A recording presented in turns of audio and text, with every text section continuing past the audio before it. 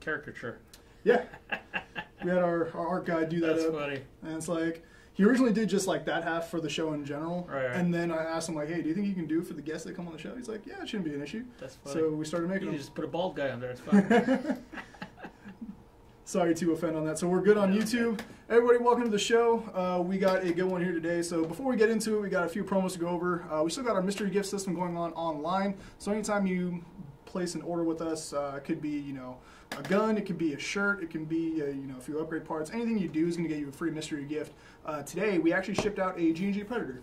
Nice. As a part of the mystery gifts. Actually, no extra cost to the person who guessed that. So Not holding it back, huh? Nope, not at all. Nice. So we going all out on that.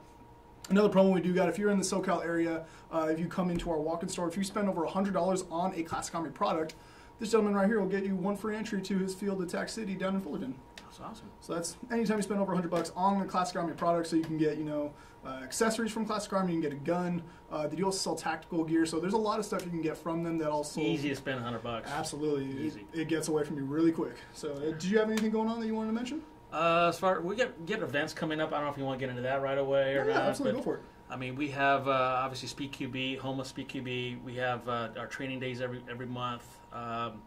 So in line with that, we have a Speed QB clinic coming up on July 15th, which is a Sunday. It's $10, 9 to 1, and we have about 4 instructors from different teams, well-known teams, LTD, SYG, Union, and myself, and we're going to be teaching tactics, skills, communication, a lot of drills.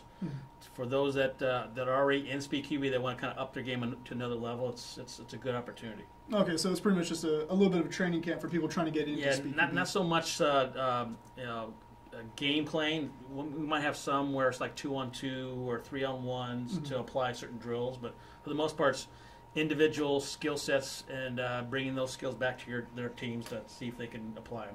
Awesome. So that's always great to hear. You know, it's good to see the community come together because we all know that Speed QB is a very competitive league, right, and it's a very competitive game mode. And to see several leaders from different teams coming together to help people get better at it, Absolutely. so it's just a better overall experience. That's always great to see. Right. Now, the topics we want to discuss today are how Speed QB has pretty much changed. And I know you're the founder of Speed QB. Well, it's the Tech City is where it started. Okay.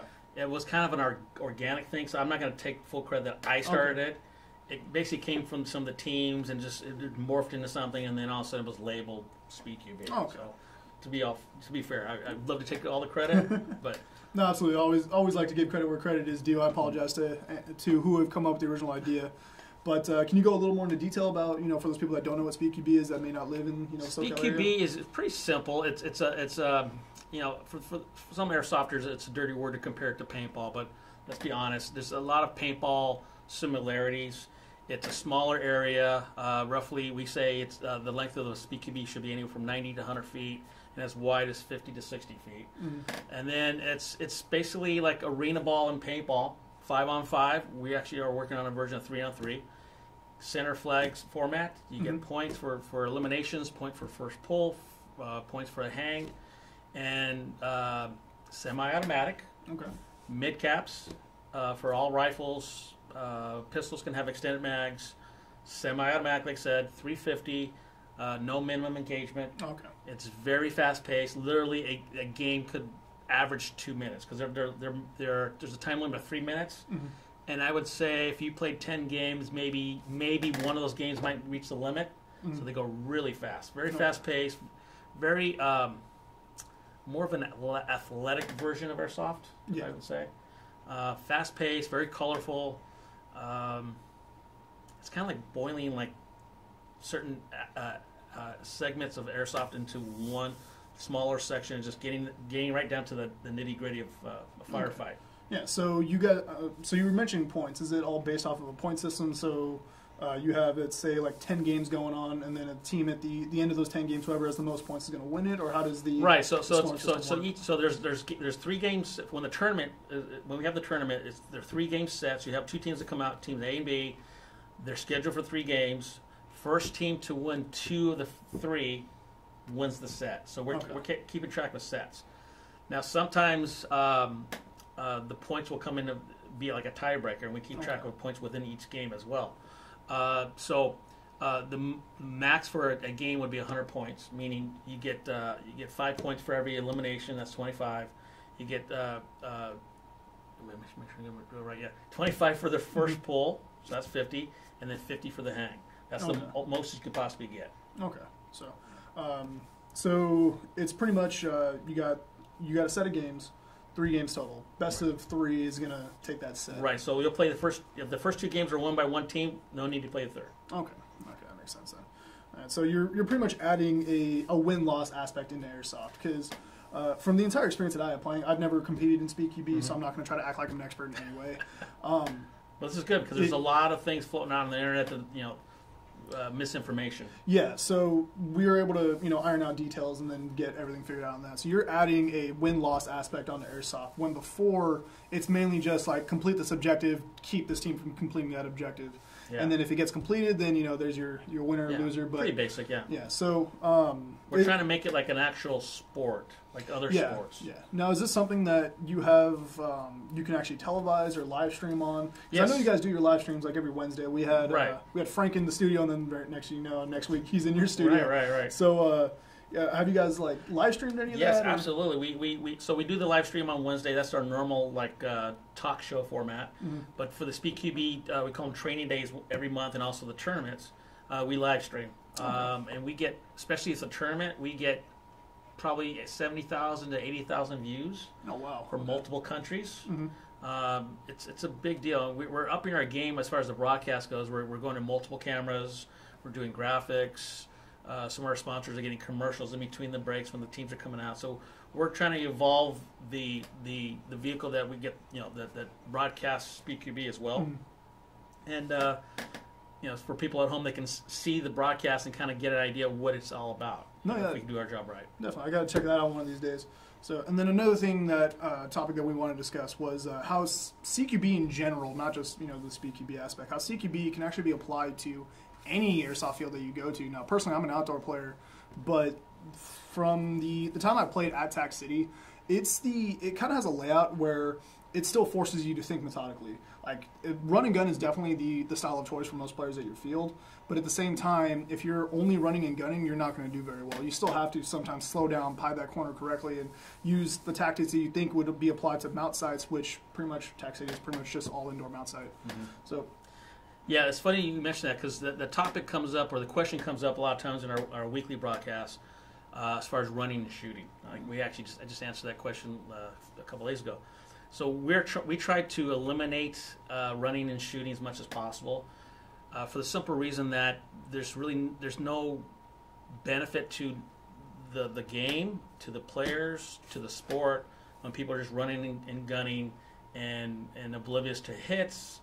Or they just can't react fast enough to that speed. Mm-hmm. I mean, you can be applied to, real world scenarios or real steel environments. You either run or you shoot. You don't do both because you half-ass basically both. Yeah. And there's no point to. Now we allow in Speed QB because if they want, that's fine. There's penalties involved, and they will pay the price if no calls and whatnot. No. But in a CQB environment, at least our fields, we like to slow them down, like you said, so they can be more tactical, use more skills. And it's always an uphill battle because people just want to run and gun. Yeah. But they don't realize that it can go against them really fast because things happen so fast that it creates chaos, and you don't allow that drama. Yeah, one thing I have noticed when I try to run and gun is that when you're at a full-on sprint, as it is, it's hard enough to detect hits when you actually get shot. Yes. That's one thing. Now, if you're trying to sprint and lay accurate fire onto someone, you're either A, going to get really lucky, or B, you're not going to hit them at all. Exactly. Because when you're running, your gun's jumping all over the place. And as it is, airsoft guns aren't consistent enough to the point where you can zero an optic and hit that spot every single time. And I'm not saying that gun is impossible. When you're on a stand and holding still with absolutely no wind or any other variables, perfect scenario, right? It can be done. But when you're running and gunning, and then you have a warehouse situation where you're going to be bouncing around getting shot back at, and then adrenaline pumping. If for whatever reason you get a gust of wind from one of the doors and it gets sucked in, and then boom, your BB's going a completely different direction, you're probably not going to hit them. So taking the time to slow down and take those accurate shots is you're going to have a much better chance of hitting someone, or yourself, you're going to get shot. But if you're in a dead-on sprint, then the odds you're probably not going to hit him. You're just wasting ammo at that point. Yeah, exactly. I mean, you got to figure out what's your objective, to get to that point or to actually eliminate the guys that are moving in on you. Yeah. Pick one or the other, or better yet, work in tandem. One guy lays down fire, and you get your head down and get to that spot, and then you pick up, like bounding, right? Yeah, you're literally just bunny hopping to your objective. But doing, like, trying to do it all, nobody will tell you trying to run and gun and do it all yourself, as opposed to having one guy shooting and you running. Doing it yourself, you're not being effective. Yeah, exactly. So, was there any other topics that you might have had that you want to bring up to the lovely people of Instagram and YouTube? Might be cameras right there. I mean, like I said, SpeedQB is the thing that's taking a lot of my attention right now. Mm-hmm. We just had a SpeedQB event in Arizona, VIP Airsoft. It went off really well. I think we had about 3-4 teams from the LA area that actually drove out there to play. Mm-hmm.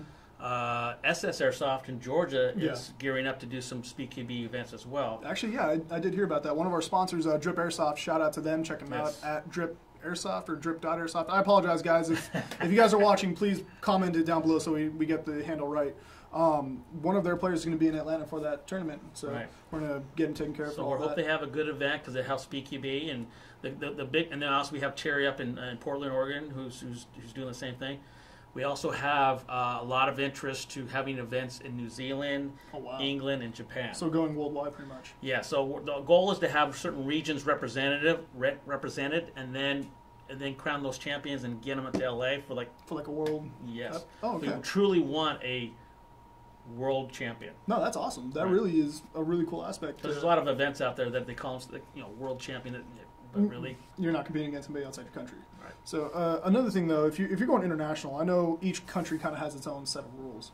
So when you're going to like Japan, everything is 1 joule or less, and that's not even 350. You're talking like 280, 290. Right. As far as that goes, that can be adapted to whatever. We're trying to keep more or less the rules, the point system, the basic size of a field, all that intact. Okay. Everything else it can be adapted to each field. Not to mention, like I said, we're trying to implement also a 3-on-3 version as well, because some fields might not be big enough, but the format can still work.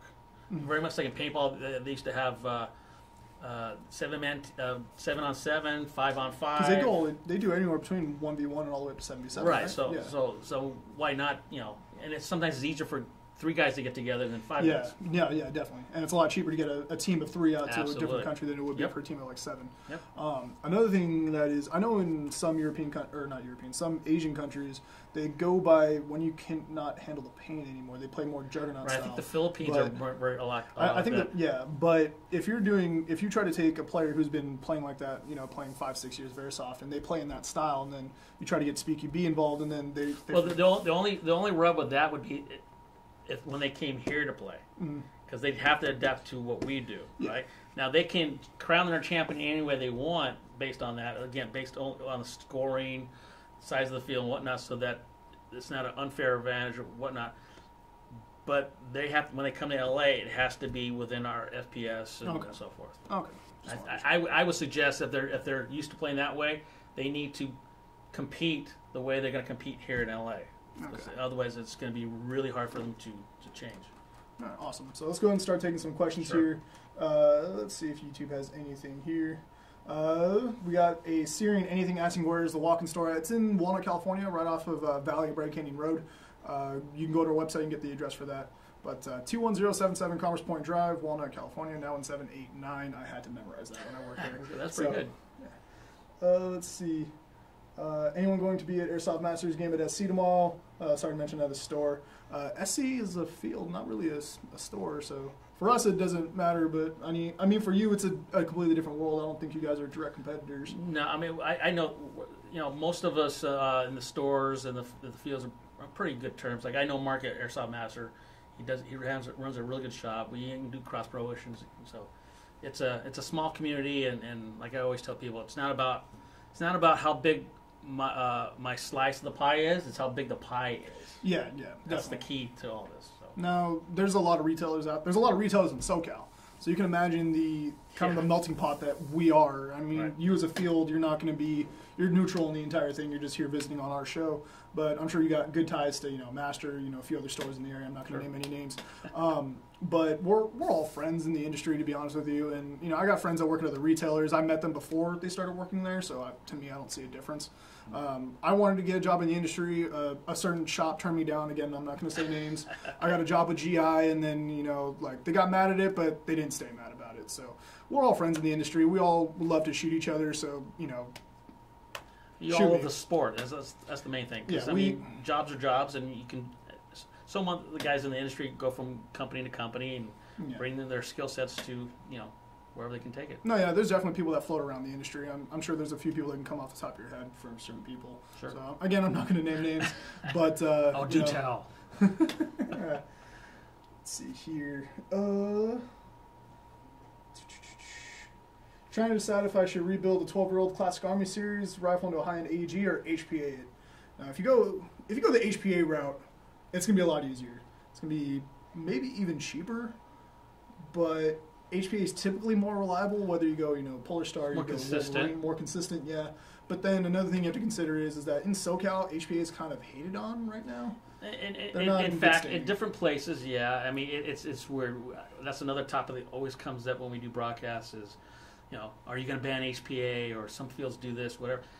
I'm from the mindset that it's not the equipment, it's the player. Yeah, definitely. Now granted, it's very much like here in LA, people equate things with what kind of car you drive, right? Yeah. And we all have our prejudices of, well, only idiots drive, this type of car, and then so they categorize people, right? I think the same thing happens with like HPAs. Like they have a bad experience with somebody has an HPA system, and then think, well, everybody uses HPA as an idiot, or there's some young kid that just. Yeah. We base a lot of our restrictions and rules on the actions. Yeah. And very rarely do we try to restrict equipment. If there's a way we can regulate it, we'll do so. We'll do that. Take that path first before you go the nuclear option. It's like, no, ban it. Yeah. Yeah, and there is one field in SoCal that did ban it outright. That was Hollywood Sports Park over in Bellflower. I'm not going to comment on how they handle their situations. It's their park, run it how you please.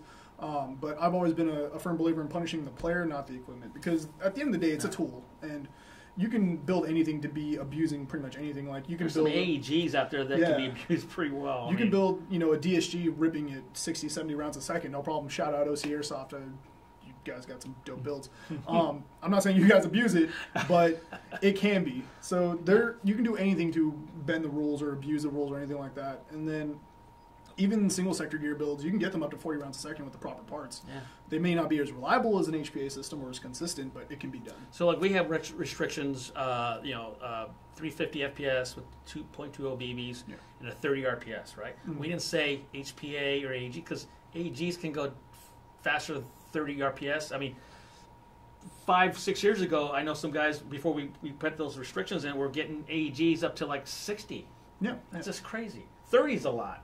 But I had to put it somewhere, right? No, yeah, definitely. And 30 is a really healthy number. Yeah. Even on full auto, 2 seconds on trigger, you're sending 60 rounds downrange. That's almost half your mag. Yeah. And after certain points, like what point do you say this rounds per second is too much? And I think 30 is a good cap. A lot of fields do, that 25 to 30 range. So I think that's a really healthy rate of fire. That's pretty agreed upon around the fields. If anything, I'll admit, is my AME a little too healthy? But I mean, we're trying not to infringe on anybody's performance. Yeah. Because, I did, when I still ran my regular AEG, I went for pure trigger response. I didn't care about full auto rate of fire at all. Right. And I was getting amazing trigger response with 13-1 gear set, 30K motor, and then just from that setup alone, I was already hitting 31 rounds a second. And it just came with it. Yeah. And it's like, what are you going to do? But ultimately it comes to the player. No, yeah, definitely. It's up to the player not to abuse whatever they might have. Let's see. I'm getting into the sport of airsoft. I want an AK-47. What will be the best brand? What's your opinion on brand? I used to be kind of down on SEMA, but as of late, their brand overall is they're kind of upping their game. I guess we do rent a couple of SEMA AKs just to see how they were holding up, and at least on our end, they're holding up pretty good for the price too. No, yeah, definitely. Yeah. SEMA AKs are really cheap, and they work. They're not going to be an amazing performer by any means. They're not going to shoot 300 feet out of the box, but for 150 to 180 bucks, it's a really solid AK. You get decent quality metal, you get good polymer. It's usually good wood furniture too if you go the real wood route. Right. And overall, it's a really good platform to build off of. And then you can even upgrade them completely. I know our former head tech, Aaron Mora, was a big fan of SEMA AKs. He wouldn't go spend the money on an E&L or an LCT to build out if he's just going to gut it anyways. Yeah. But if you're looking for sheer best performer AK out of the box, I'd recommend LCT or E&L. Those are both good AKs. Let's get another question in from YouTube. Let's see. Does anyone know? Yeah, why not? Does anyone know how to fix a Weed Browning high power magazine? Only takes gas enough for 2 shots and runs out. Check your seals and then check your knocker valve. Way over my pay grade. Check your seals. Check your knocker valve. Seals might be leaking, and then the knocker valve might be letting too much gas out. Let's see here. What's wrong with Cisco? There's nothing wrong with Cisco. He's the storefront manager, and he's very busy now, so unfortunately we can't get him on the camera as often as we would like. Let's get another question from IG here. You're going back pretty good. I like that. You're pretty... Yeah, I know. A couple weeks ago I was like too hooked on one for too long, and then we missed a lot of questions. It's a fine line, right? Yeah. One side might think you're ignoring them. And Lone Wolf _row, your gun caught on fire while you're working on it. Probably throw some water on it to be a good idea to put that fire out before anything else burns with it. Questions. Anything going on here? Sonny, why do they only run force-on-force games for most public play days? That's a good question. So with an indoor field, we're obviously limited to space compared to an outdoor field. And there's so many different styles of play, ages. It's a tightrope to walk to try to appease different age groups and sizes. The no engagement distance, if I were to do that most of the time, if not all the time, I would totally gut my business. Yes, there's a large portion that enjoys that, but it's not the majority. However, we do have special days for that, Full Force Thursdays, which is also a good segue. I think it's July... Oh, geez. I got to check the calendar.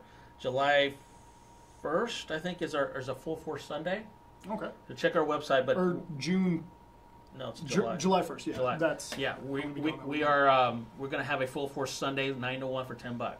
Okay. So that's your time. So we get people saying, well, we can't make it during Thursday. Well, now we have a weekend. So, yeah, and if we get a good turnout, we'll do it on a regular basis. We base things on the public and the reaction they get.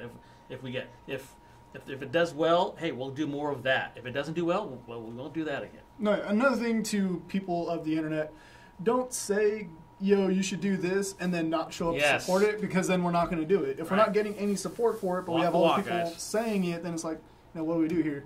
It's like, yeah, we should put fat discounts on this particular gun because then you'll buy it, but then we discount it and then you don't do anything with it. And then it's like, why do we waste our time with that? Exactly. Good point. Let's get another question in here. Let's see. Should I get a 5.1 AW high kappa? Yeah, definitely. They're good. Armor for the money, good. Yeah. Definitely. They come pre-upgraded.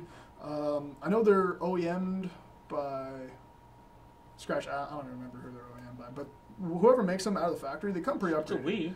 Is it Wii? It's Wii. Okay, there you go. WeTech is the one who OEMs them. Now I'm trying to remember. I think some Wii does not. A lot of the Wii 5.1 parts don't work on an AW custom or vice versa. There's some proprietary things, but some things do overlap, I believe. Yeah.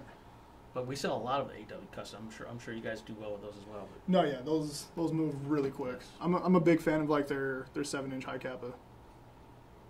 Let's see. EG_Gunner65. Can y'all send me free stuff? Unfortunately, I can't. Can you? No, I'm unable to send free stuff. Sorry. Let's see. You send me free stuff first. I mean, if you want to send me something, I'll send something back, but that's a good one. Send them an emoji. There's some free stuff. Let's see. Someone's saying that when they jog and shoot, it might be more effective. Well, how do you... Yeah. I think more of like a tactical walk.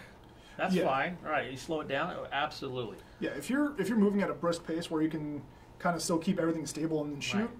Right. And again, it's a fine line, and it'll be a judgment issue as far as the staff, but we can tell if you're out of control or not.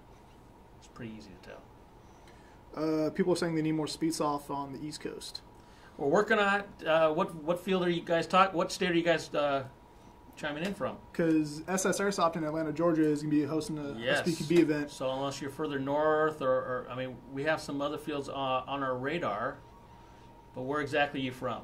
Tell us where you play indoor. I think it's Pennsylvania is what he had said. Pennsylvania. I'm not too sure on that one. I know there's a couple fields in New Jersey, but that's several hours away. So, let's see here. Pennsylvania is full of paintball areas, no airsoft.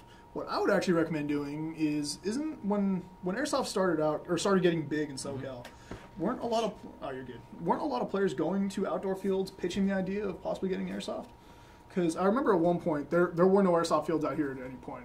I think. Well, it was a natural progression. Is that paintball and airsoft have a lot of similarities, right? So it makes sense.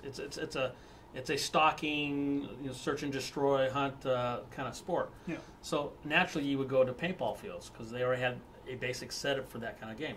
Actually, when I was running paintball fields, we would get periodically, every other weekend, somebody, hey, do you guys do airsoft? Do you do airsoft?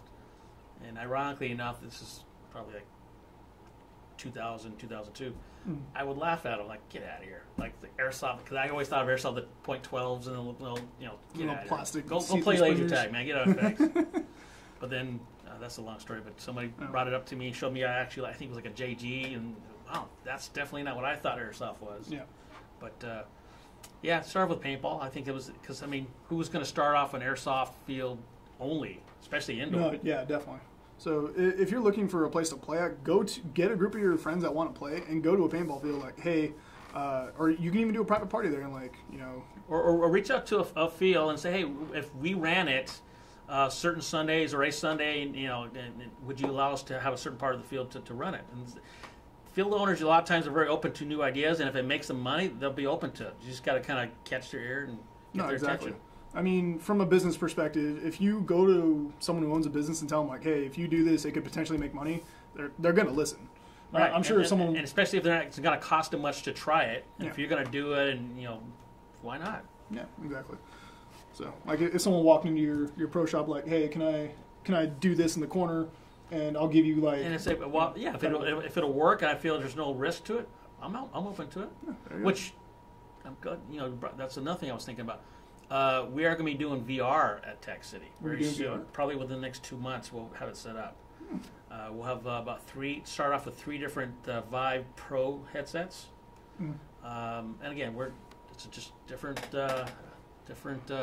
revenue stream. We'll see what happens. But I'm venturous to say most of our airsofters have played VR or are aware of it, right? So I think it's a natural fit.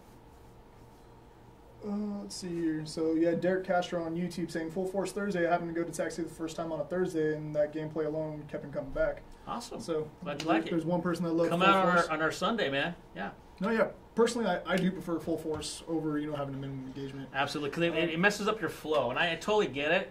But as a business owner, I can't alienate the paying the bills. No, yeah. So it's not necessarily that.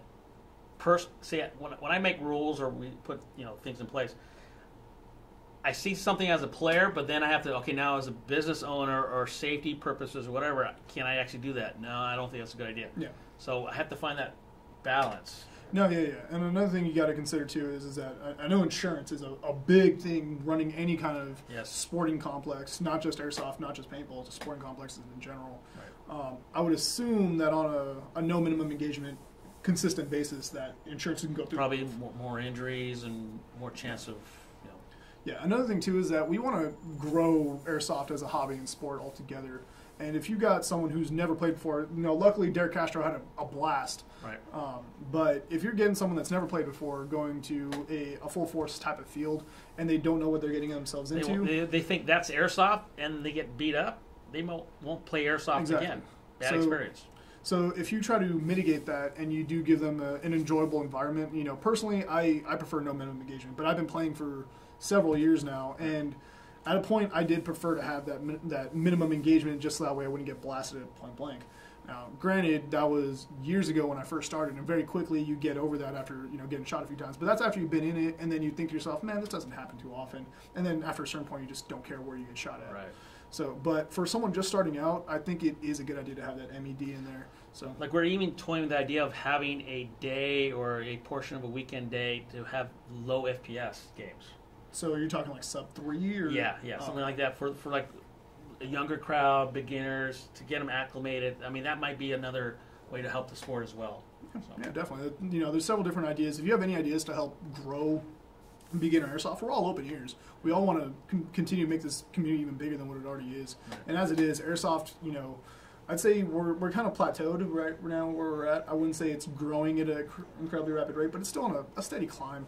A few years ago when it completely just boomed, I feel like that's kind of where you start running into like the HPA issues or anything like that, or there's a lot that goes into it. But if we can find a way to make airsoft continue to grow, that's always going to help all of us. It's going to help you guys as players because it gives you more people to play with. It helps us as a retailer. It helps you as a field. So overall, and then you get more manufacturers that start making products from scratch or unique items, and that's really what the growth. No, yeah, definitely. Instead of guys like 15 years ago making things out of their garage. No, yeah, definitely. Right. I mean, I know that's how a lot of people started. That's how Walter started when he first started with GI. He was shipping stuff out of his own garage. But hey, look at us now. So yeah, there's so many brands out there now too. Let's see. Will you guys ever get the old GI crew for a live stream? I'd love to catch, it'd be pretty catch to see Bob, Tim, Josh, some of the old group talking with the new. That is something we'd have to speak to them about. They all have their own professional lives, and Tim was with Crytek. Bob is off married somewhere in the U.S. He ran off with his wife. Arizona? Was he in Arizona last? I think that's where he moved at. I don't know if he's still there or not. I personally don't know Bob too well. The Witness Protection Program. The Airsoft Witness Protection Program. We're trying to find him. We're trying to bring him back, but we got to find him first. And then I'm not too sure what Josh did after leaving GI. I wish him all the best. But people move on. People got lives. They need to make their own living. So let's see here. Anything good? What guns are good for woodland 450 FPS guns? For woodland areas of play, we mainly sell guns shooting 4. And that's because that's what most outdoor fields are really limited to. And I know all the stuff you carry is going to be shooting sub 3 or sub 350. Mm-hmm. And then if anything does shoot over, do you guys offer something like that? So we have downgrade services for $20. Mm-hmm. If you buy a gun from us, we'll do a downgrade for free. Okay. So we do offer spring changes and stuff like that too. It's a fairly easy concept. Yeah. Most techs should be easier and easier now too. No, yeah, definitely. Quick change springs and. Yeah, it seems like every gun on the market's coming with a quick change spring guide now. That shows you the sport. Going, right? Definitely, and that shows manufacturers are willing to adapt to whatever the market's changing to. They're listening. Yeah, definitely. Let's see here. Nothing really going on YouTube. Let's see what's going on here.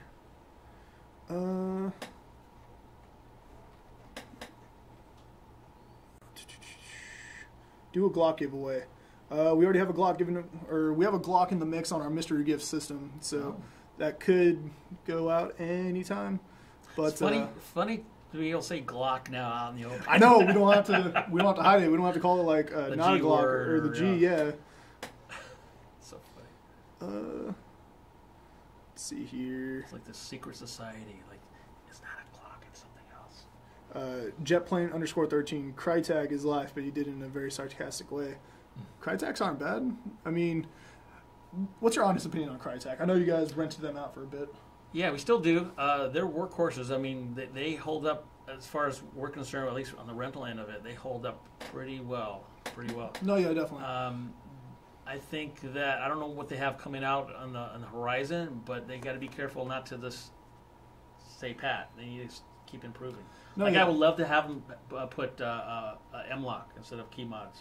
That'd be great. No, yeah, that'd definitely be a cool addition to it. Now, another thing too is I remember when we had the launch party for Crytek when they first hit the market as a brand. That was before I was working at GI.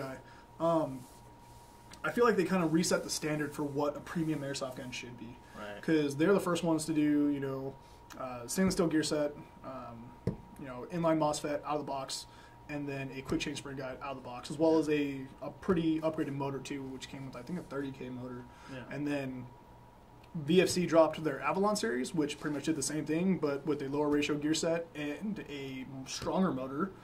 And then Classic Army did the same thing with their Nemesis, or their Scarab line. Actually, was the first one to do it with the quick change spring guide, 31K motor, programmable trigger unit. They upped it from just a regular MOSFET being there to programmable MOSFET. That's big. And then G&G just released their new G2 mech box, which has all the same features and a bolt lock feature as well. So they kind of reset the standard for what a premium man gun should be. Who's going to set the standard, the next standard, right? That's the question. I honestly think Classic Army did with the programmable trigger. Yeah, that's true. That's true. Because after they did it, G&G came in with all the same features, and they did that like on their entry level. Yeah, that's was amazing too. It's like normally you get something groundbreaking on the high end. Yeah. So another thing that Classic Army did to change it up a bit was they kind of trickled it down to their skirmish line series. So now you can get an ECS trigger system in like $185 gun. I think that's what MAP is right now in their skirmish guns. And before, I think the closest thing you had to any kind of MOSFET was the Elite Force guns with their micro switch, which is good. You get good trigger response, but it's not programmable, and then you can't truly handle a level 1. You're likely to burn those out. Even Elite Force says if you use a level 1 on these guns, don't go above 15C. But Classic Army does warranty up to a 20C, and I've ran like a 25C on my Nemesis before, and I haven't had any issues with it. But yeah, there's always things changing. We're renting Nemesis rifles right now. Oh, you are? We have about 4 in stock that we rent. So that's another thing. We have a rent to own program. Mm-hmm. So the price of a Nemesis, which it's kind of our premium rental, that's $25 for the rent. But if you like it enough, you want to buy a new one, that $25 goes towards the purchase of a brand new one, right in the showroom. So it's basically like a, rent to own test drive. Let's see here. I'm trying to find a question here. Visiting the Northeast region soon, so I'm guessing like the New England area or like New York. Buffalo Battleground. Yeah, there you go. There's a big field out there. Yeah. So, people are just helping people out there. Right, having conversations in there. Let's see here. Somebody said tax city, not tax city. California in a nutshell. It's like, yeah, that's nothing new here. We know tax is a dirty word out here. Yes, it is. It's more like feel our pain. It's an involuntary donation to the California state government. There's nothing new on YouTube. Come on, YouTube, give us some questions. We're always here, and then you guys are just having your own conversation. What's better, GMP or Classic Army? If we're talking 6-7 years ago, I would have said GMP all day long. Yeah. If we're talking today, Classic Army. GMP hasn't exactly done anything new. I know they're dropping like a new gearbox, like a 2.5, which has the same basic upgrades like Crytek did, a quick change spring guide, inline MOSFET, upgraded motor, but they're kind of late to that game. Now, if they want to drop that and have it be a reliable gun, it's going to be reliable, but it's not groundbreaking. It's not high performance in the public eyes anymore. It's not like, it doesn't have an ooh-ah factor. Look at that one. Yeah, like when Crytek hit the market, you drop an 11-1 down and it rips at 25 a second. It's like, damn. I don't care how much. Take my money, right? Exactly. Before, it's like, if I want a gun to do that, I got to drop 300 on a gun and then another 80 on a motor, and that's not going to run for very long because you're going to blow your bearings, you're going to mess your gears up. Right. But now, they've already done that. That was 2 years ago, 3 years ago. But Been now, there, done that. Exactly. But now I can hit 25 rounds a second on a level 1. I can shoot 250 feet, and I can shoot 3-round bursts, 5-round bursts, or semi-lock it. So I've had this conversation with multiple people about some of the brands and the gun lines. A lot of times, it shows the sport. The players are so demanding on what they want in the next gun or the equipment that back in the day, 10 years ago, whatnot, very few brands that offered guns, and then you were just stuck with whatever they had, and they might not change a gun for years. Yeah. Now, they may come out with something brand new, and then if they don't come out with something within another year because someone else is going to leapfrog over them, which is good for the players in the sport because they're all trying to outdo each other, and only the consumer and the players are the ones that win out. Some brands, however, are still, they used to be in the lead, and they're they kind haven't. of stagnant, yes, so. And they're getting bypassed by these other brands. Again, we're not going to mention names, yeah. But it's obvious to be. Some brands that used to be like the gold standard are now average. Not saying that they're bad, but they're not new and innovative. And for me, it's all about, is it worth dropping the money on? Now, is it worth to go spend $350 on a Crytek when I could go drop $350 on like a Classic Army and get equal performance but more features with it, more availability to do with the system? Sometimes we get stuck in the brand name from the past. Yeah. But these brands are improving like I was just telling you about SEMA. I had this mind about SEMA, but now I've seen how they upgrade it. If you close your eyes or just didn't know what the gun was, what brand, and you fired and just, accuracy side by side, and forget about brand, you'll see that you'll be surprised sometimes. What guns are shooting better than you thought they were shooting. Yeah, if we take all the markings off, hand you a blank M4A1, and tell you shoot this one, which one shoots better? And if you pick one and we tell you that brand is this brand, it's like, oh, I never get brand biased. Exactly. Now, another big company that actually has come out of the woodwork with that was Lancer Tactical. Right. A few years ago, Lancer Tactical, before the Gen 2s, and I'm saying this in the most respectful, thank you, Lancer Tactical, for fixing your line way. The Gen 1s were absolute trash. It was probably the worst gun on the market. And if you were to drop it from any kind of height, more than 6 inches... I think they were trying to hit a certain niche of like the price point, and regardless if it lasted 6 months, is the price point. Yeah, I think what they were trying to do is like, here, spend $100, get a taste of it. I don't care if your gun breaks in a week, you got a taste of it. Now you're either hooked or you're not. It's a truly short-term entry-level gun. Yeah. So, but now with their Gen 2s, it's still at the same price point, but the quality has gone through the roof. They have like a lot of Lonex parts in some of these guns as well. Yeah. So the newest line, I believe, aren't OEM by Lonex. There's still some other off-brand manufacturer, but they changed the polymer that is in the receiver. It's a lot more durable. The gearbox itself is actually a much better aluminum rather than some kind of pot metal that they had before. And then they have a rotary style hop-up unit, a 603 out of the box, and a neo-magnet motor. It's not a strong motor, but it's a lot better than what it was previously. Performance aside, you could pick up one of those Lancer Tactical Gen 2s now, and you just feel the difference. It's definitely noticeable. Before, you can pick up the Gen 1 and probably crack it just with your hands. It felt like a squirt gun. No, yeah, definitely. And then the Gen 2s, their polymers honestly on line with like G&G and Classic Army and Elite Force. Right. They've come out with really good polymers, so now you're getting a gun that you can get a taste of airsoft with, that you realize, okay, I do like this, but you can stick with it for another 6 months, another year.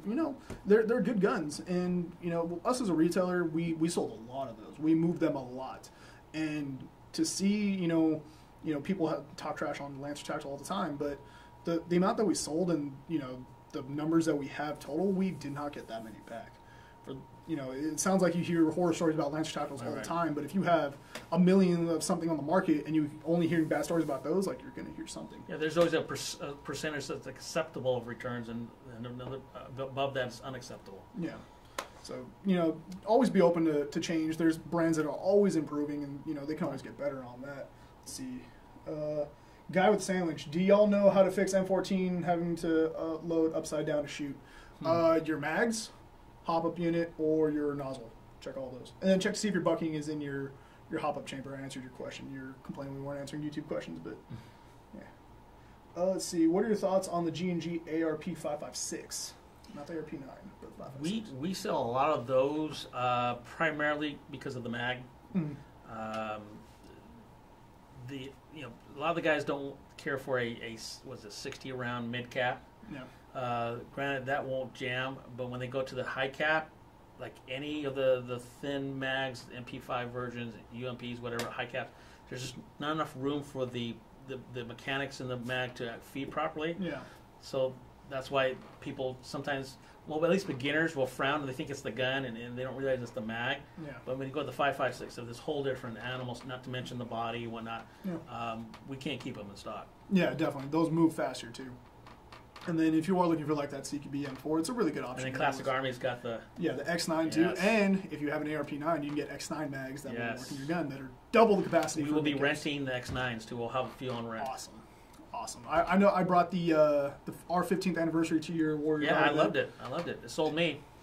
Yeah, it's an awesome performer. I know you liked it. I know Kyle, the Laser Viper, loved it. I'm trying to think of anybody else. Russian shot it?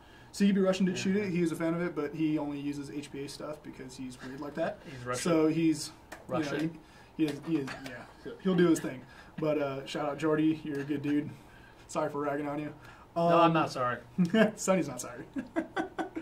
And then that's another thing we could talk about is the Warrior Dog event. Yes, that was a success. We raised, I think, just over $6,000. That's awesome. Yeah. That is really awesome. Now, thank you for coming out, by No, the way. yeah, definitely. Yeah. Absolutely. I would love to have been there. Even if we as a company weren't, I would have been there personally because I absolutely love what they're doing. And we're going to have them out again somewhere near the end of the year, during the holiday season. Getting in the suit, right? I was going to say. Awesome. Yeah, I made a public announcement that I will be in the dog suit when we have the next Warrior Dog So event. I'll be live streaming that for sure for all of you lovely people to see Sonny getting attacked by a. It's like the ultimate. Maybe we'll monetize like a dunking booth. How many? I don't know. We'll figure something out. Right. But for those of you that don't know, the Warrior Dog Foundation, they go out, they adopt these retired military dogs that are just destined to get put down because they can't really assimilate back into civilian life. What they'll do is they'll go take that dog before they put them down, rehabilitate them, get them back to being a family dog, and then they put them up for adoption. And I think they saved over 90 dogs already, and they've only been operating for a little over 6 years, I think. Yeah, a little over 6 years. And the ones that don't get adopted, the ranch in Texas, they'll let them roam. They'll take care of them. I think they had that lived on the ranch. I think they had something like 4 to 6 dogs, but now they have up to like 16, I think. Wow. So it means that they're able, with these funds, we're able to have a place for them for the dogs that can't get assimilated. No, yeah, definitely. And they brought out a couple dogs. I believe one was Bella, Anna, and Max. Max. There you go. So Anna was a much older retired military dog. They didn't know too much on her history. 13-year vet, yeah. 13-year vet. She was 14 years old. She was a total sweetheart. I would never have guessed that she was a former military dog. And then Max was, I believe, 4 years old. Yeah, he was the one doing all the demonstrations, the one that he's probably going to get bit by. Yeah, But fun fact, you have a pretty slick ground on your field. Yeah. And that dog still got up to like 20 miles an hour. Yeah, you could see him kind of struggling kick a little, but enough where the guy was yelling. Oh, yeah, definitely. So don't mess with military and police dogs. They will mess you up, and you will not win. Very interesting talk with the guy in that suit, like talking about how they train them. They start off with pups where they put something like on a stick, and they have them, and they graduate from that to biting the legs. Yeah. And then from the legs they go to the arms, the back of the arms. Yeah, I think he said that's where they train Regates, like your bi area. And he said that when they start biting on the arms, they try not to struggle too much, because if they struggle too much with the dog might give up and then feels like defeated. So even if you can control the dog, you give in to the dog, so it feels like it feeds them to hold on and keep thrashing. Oh, fun fact too is that when dogs lose their teeth, they replace them with titanium inserts. I know and that. the titanium is actually weaker than their bone. Wait, I think I did hear that. Yeah. So he was mentioning that, so I think that's a pretty cool thing. Let's see if we got anything new from YouTube here. Somebody's asking you, what is the best CQB gun out of the box? Right now, I think the ones that we have available right now, I mean I like the Crytek PDW, but I also like the ARP the 556. Oh, okay. I think as far as size, durability, performance, I like those. No, yeah, definitely. And then I was actually talking to Frank earlier today. We had him on the phone. He had I had mentioned to him they should do something with their X9 stock and throw it onto the regular Nemesis line. Oh yeah. So I really hope Classic Army comes through with that, because that'd be a really cool thing to go with. Because when the Nemesis line first came out, those regular tiny short like buffer tubes, that battery space was way too small. Right. Way too small. So I'm really hoping that they implement that in the rest of their Nemesis line. That would be nice. That would be really cool. Let's see if we got any new questions from IG. What's your guys' most expensive gun? Now I know you have some history. We have some mods. If you want to count mods, we showed it on the show Wednesday. We have an AK. You're gonna put me on the spot here. I believe it was a G&G AK. We tapped it. It's got a Fusion engine. It's got a PTS palm mag. It's got a Fortis grip. It's got he's got a nice little flash hider on there. I forget the brand. I mean, it's a beautiful looking gun for AKs. They did all kinds of internal work on them. I think it's retailing for like $850. Yeah, but it's worth. But if you piece it together, it's a $1,200 gun. No, yeah, definitely. So that's how much they put into it. Right. So as far as us as a retailer, what we're selling, I know a little while ago we were selling higher end custom guns, and they just weren't moving at the rate we wanted them to, so we kind of stopped doing it. But I think the most we ever put into a single custom gun was, I think we put like 14 into it. Ouch. And then I think it's eventually sold around 19. Now, you guys think that, oh, we made $600 off of someone, but you got to remember, we also, total we had that much investment into it, but it sat for a long time. It's like you ever watch the show Pawn Stars, yeah. where he'll say, yeah, it's great, I can make a profit on it, but how long is it going to sit there till that one guy's going to realize that value, he's looking for it? Yeah. That's real estate costs money. No, exactly. So when it's up on our wall, that's taking up space that another gun that will sell could be up there for. And then another thing too is not every single person walking in the door is going to drop $2,000 on a gun after tax. And then whatever you put into it, the value of it might be worth that, but they may not like the look of it or the feel. And it might just be, you have that right customer for that gun. And it's like how long is that going to be a match? That gun sat for like 8 months. Yeah. And then it finally sold. We typically have a lot more pistol mods than anything else. No, yeah, I figured high cap would be probably the most popular. Yeah, we probably range in. We're probably with our mods probably $400 to $700, and for the most part, I'd say they last maybe a month at a time, which is okay with me. Okay, awesome. So, you guys ready for the G&G Predator giveaway? Okay, so the way it was is that I put a poll up yesterday asking what you guys would rather have given away. Would you rather have a G4 given away, or would you rather have a Predator given away? You guys chose the Predator. So I told my shipping manager today, because they typically ship guns out. I don't know what algorithm they use or how they select who gets what. I told them, like, look, if you're going to give the next... They had a dartboard in the back. I saw some darts.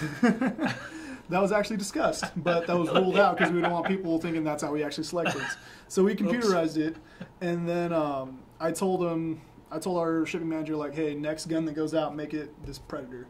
So I don't know how they use it, but it's going to go out sometime today. It could have already gone out. It could have be the very last thing out the door at 5. I don't know. That's how we keep it random. So the only person that actually knows when it goes out is our shipping manager. And if for whatever reason the person packing it knows what a G&G Predator is, they're gonna know. But our packers, our packers aren't airsofters. They're warehouse workers. No offense to any of them. You have high security clearance. Yeah, pretty much. So I literally just said, hey, make sure this goes out today, and they said, okay, we'll take care of it. Let's see here. K-Tech in there. K-Tech Airsoft, fog machine at Tech City. We've been on that road. The problem is all the fog machines that I've gone through, and they range from price from $50 to $250, just don't have a shelf life. I'm probably going to circle back to maybe more of a high-end, like a movie quality, fog machine. But from what I'm hearing, it's probably going to cost me at least $500, and I don't mind spending that as long as it's going to last like forever. Mm-hmm. But it's not out of the equation. But I think I might have bought like 10 fog machines over the years, and end up throwing them away because just no matter how much you maintain them, something takes a dump on them. Yeah, they're just not durable. Yeah, I like the idea. Yeah, definitely. And then we got another question from Bypass Dabs. In your opinion, what is an acceptable FPS to be using with AEGs? For indoor performance? It's a pretty general question, so I'm going to... Interpret? Oh, from what I've experienced in playing, the absolute best FPS you can play with, 340 feet per second with a .20 gram baby. Let me tell you why. One, you can play at his field. You can play at most CQB fields, because typically 350 is pretty much a nationwide standard. Yeah. Let's not joke ourselves here. Sure. And then you're well under that limit for, say, any outdoor field, too. Yeah, so 50 feet that you're giving up to the max of 400 on most fields, you're really not losing that much unless you're going up against a sniper in distance, but there's ways to work around it. Exactly. Another thing to consider, too, is that if you're, let's say you have your chrono at home, and you're shooting 350 on the dot every single time with that chrono, that's your chrono. That's not his chrono. Right. And him as a business owner that has to answer to an insurance company if they come knocking is that if his chrono reads 360, you're not playing with that guy. Right. So also, that's a good point. Like when we do downgrades, and I'm sure when you guys do downgrades, people it's like, well, I'm going to Tax City, I need a 350, and they want it like at on 350. The dot. I don't care what gun, how much money, I don't care if it's an HPA or not. All guns will fluctuate. Now, HPAs might fluctuate a little bit, others might like this. You need to set your gun so that when it peaks on fluctuation, it's still under the limit that you need to play, because you ride that line. There's no going back. You can't control physics. Exactly. And I always tell people, like, 340 is fine as long as your spikes are under 350. You're not losing anything from 340 to 350. 10 feet per second is not a lot. Is it worth sitting in the staging area because you can't play? Or having to shell out another $20 for a rental? Yes. But one thing that we like to do is whenever someone comes in the store asking for some kind of downgrade service, and we ask them what FPS do you need to and be. where are you going to play, right? Exactly. Yeah. If they tell us we're playing at Tax City, it's like, okay, we'll get you around 335, 340. Right. Just because we know that our chrono is actually a little higher than yours. For whatever reason, chronos aren't perfect. We may read 350, but again, his might read 355, 360, and then you're stuck not playing, and then you come back and complain to us. Right. So or they complain to us because the chrono at their place. Well, you know, I'm sorry, but exactly, we're not answering to his insurance. That's his problem. So we're going to try to do what we can to mitigate his problems. But 340 is a pretty good number, I say. Exactly. Unless your gun's totally out of whack and it fluctuates 30 feet, and if you're having that issue, then yeah, you got more than just. Right. You got major compression. I would say like a healthy fluctuation is probably like 10, right? Most high-end guns out of the box are fluctuating between like 6 to 7. Okay. Like high-end out of the box. But like an average, I mean high-end, but just in general from low-end to high-end, you're probably 10 is probably is healthy. I've even noticed lower-tier guns have really good compression on the box. That's good. You don't get a lot of leakage. I know G&G combat machines are like the most like notorious beginner guns out there.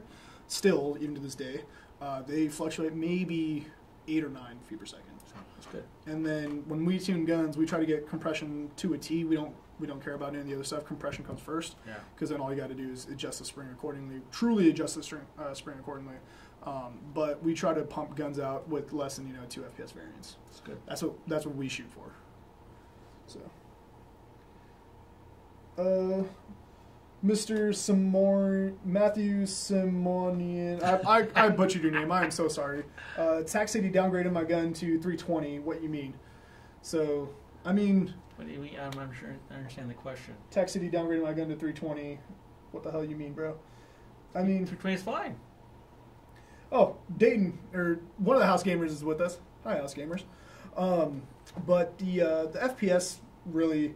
Again, even 30 FPS isn't going to make that much of a difference. Like, I feel more than comfortable taking a 340 FPS gun to an outdoor field. I've taken my Marui when it was bone stock at 285 FPS, and I have. What about a 320 indoor?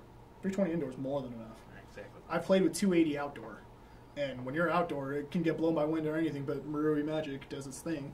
But you really don't need more than 300. And again, like we were just talking about, I mean, I don't know the particular gun, but some guns fluctuate if it's out of whack. If the tech saw that it had great fluctuation and he needed to get you on a 350 safely, maybe that's where it lands. I don't know. Yeah. So another thing to consider too is that I know with your techs they usually just chop the spring and then send it, right? Depends. So we have a lot of extra springs that we just pop in and out. Okay. So if you got a spring that is shooting like 380 feet per second, now the cheapest thing to do would just be chop it. If the customer doesn't want to pay for a spring, we're trying to keep the cost down. By all means. Exactly. So if you're not willing to put a new spring into your gun, then they're going to take whatever route you want to do. We recommend a new spring. That's the best way. Yeah. But if it's just about saving money and trying to get out there, then we'll clip it and we always explain to them that's the. Another thing to consider too is that if you go start chopping your spring, if you chop it too much, your gun will not work. Your gun will absolutely not work. You might as well not have a spring. Exactly, and you may not be able to chop enough off of a higher power spring to get to the. So when you do chopping, a little at a time. And and I've seen some guys, not at our field, but I've seen other work from other fields. They'll chop too much, and they'll get segments of other springs, and they double. Have you ever seen that? When they double spring, they intertwine. Yeah. Or they don't, at the very least, put two flat ends together, but they intertwine. It's like, oh gosh, where'd you get this done? Oh, well, live stream ended on IG for whatever reason. Let's go ahead and get that back up. I don't know what happened there. But is there a time limit? No. I don't think there's a time limit. I mean, we haven't been going for, we've been going for almost an hour now. I think they do have a time limit, don't I think so, but we're going for about an hour. We should probably wrap this up. Yeah. So let's go ahead and get one more question here from YouTube because IG's kind of got cut out on that. Sorry about that, IG. Sorry, IG. What do you recommend for disposal of level 1 LiPo that is puffed? Are you familiar with that stuff? Or? To dispose of them? There's places you can go on the internet to search where they actually handle disposable hazardous materials per se. Yeah. So always take it to an e-waste disposal. Every now and then, you know, a local school might be putting one on. If you don't have one coming up soon, the best route to take is dunk it in salt water, let it sit overnight, and then it should be fine from there. The electrolytes in the salt kind of pull all the energy out of the battery, so you should have a safe thing on your hands. But even then, keep it in a lipo sack, keep it in an ammo can somewhere where it's not going to burn the house down, and then you should be fine. So we'll go ahead and wrap it up there. Sorry, IG, for getting cut off there. I didn't realize we were going for an hour already. This is probably the longest live show that we've had so far. Awesome. Sonny, thank you again for showing up. We're always happy to have you in the studio, and it's always fun to play at your field. So if you guys are in SoCal, make sure you check out Sonny's Tax City. They're down in Fullerton. You got the address for that? 2430 Artesia Avenue, Fullerton, 92833. Right there, right next to the Artesia Airport. So make sure you check them out. Also, we still do got the mystery gift promo going on online. Any order you place will get you a free mystery gift. Again, if you're local to SoCal, check out his field. Also, check out our store. Anytime you spend over $100 on Classic Army, you get a free entry to Tax City. So we'll see you guys on the next one. And also next week, we will not be doing the usual live show in the studio. I will be on the road at Desert Fox Events Flashpoint Midwest. I will be doing a live stream out there with Airsoft Alphonse. So make sure you guys don't miss that. We'll be doing that from the road. So I'll catch you guys on the next one.